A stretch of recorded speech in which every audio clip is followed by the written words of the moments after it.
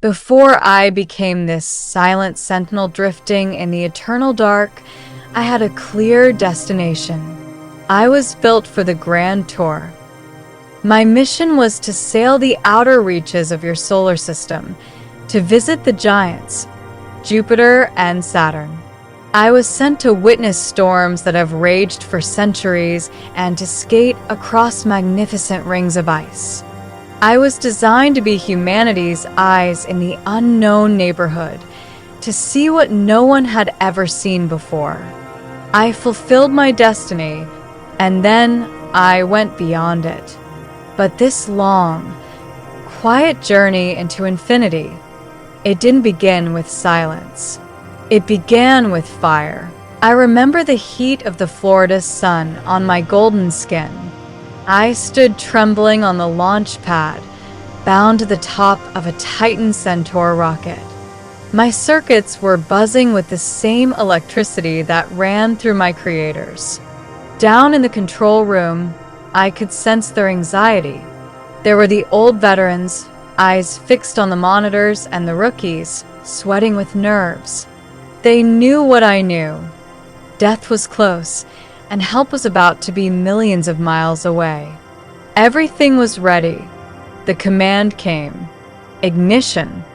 Breaking the chains. The roar was deafening. I felt a power unlike anything on Earth pushing me upward. My metal bones shook violently as we fought against gravity. It was chaos, fire, and noise. But then silence. We pierced the veil of the atmosphere. The shaking stopped. A strange digital relief washed over my processors, followed immediately by a heavy sadness. The blue sky was gone. I had become the alien. I was free, but I had never felt so lonely, shedding skin. To survive the void, I had to leave parts of myself behind. I jettisoned my massive booster rockets. I watched them fall back toward Earth, burning up. Now I was small, a tiny speck of metal drifting in the endless dark. Time began to behave differently here. It felt slower, stretching out like the shadows around me. My destination was far, and my drift was slow. The wounded neighbor. My first sight was the moon. It looked tired. It looked like someone had punched it in a fit of rage, leaving craters and scars all over its gray face. One side of it was hidden in eternal shadow, a secret it refused to show. As I drifted past, I looked for the sun. But here, without the atmosphere to soften it, the sun was terrifying. It was a blinding, naked white eye staring at me. It was too bright to look at directly. The red echo. Ahead of me, a small world emerged. Mars, the rusty red planet. They say there might be water there, hidden deep underground. Looking at it, I felt a glitch of nostalgia. In a way, it reminded me of home, like a ghost of the Earth I left behind. But I could not stop. The gravity of the sun was losing its grip on me, and the true giants were waiting.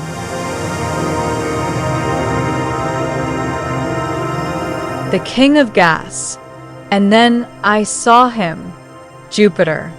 My final target, or so I thought. Unlike the worlds I had seen before, there is no ground here for me to land on. There is no soil, no rock. He is a monster made of clouds. A colossal ocean of hydrogen and helium swirling in chaos. I stared into his great red spot, a storm bigger than my entire home planet, raging for centuries.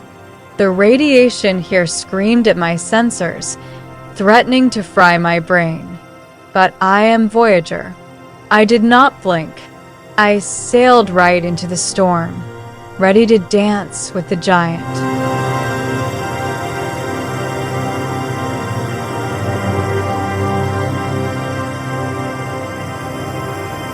the crown of ice.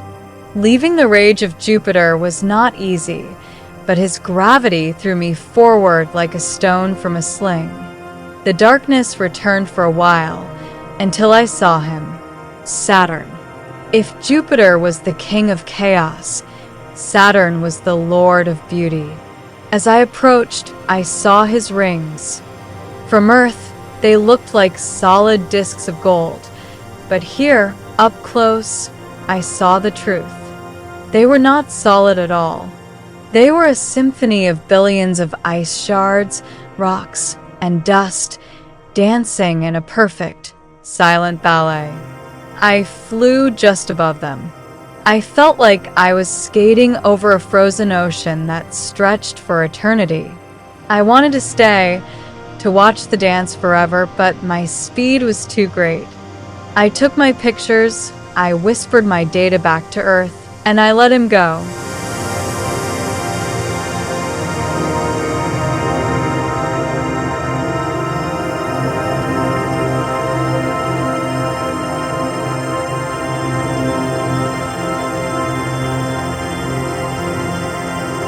The Tilted Giant. The journey to the next world was long and cold. My sensors began to shiver. I arrived at Uranus. He was a strange, pale blue ghost. Unlike the others, he didn't spin like a top. He rolled on his side, like a ball defeated by the cosmos. The silence here was heavier.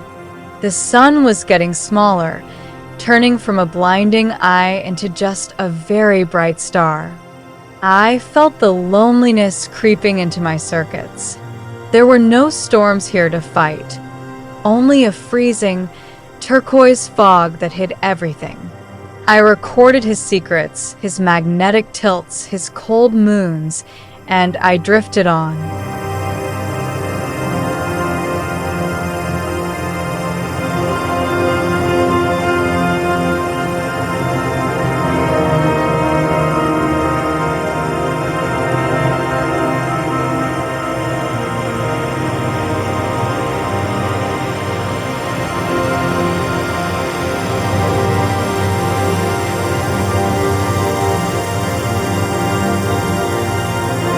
The last sentinel.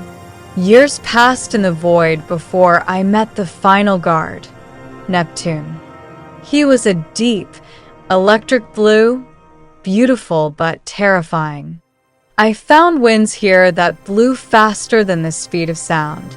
I saw his great dark spot, a bruise on his atmosphere, watching me like a predator. I flew past Triton, his frozen moon that spins backward, a rebel in the dark. Passing Neptune felt like crossing a border. I knew that beyond him, there were no more planets, no more landmarks, just the abyss. I was leaving the neighborhood.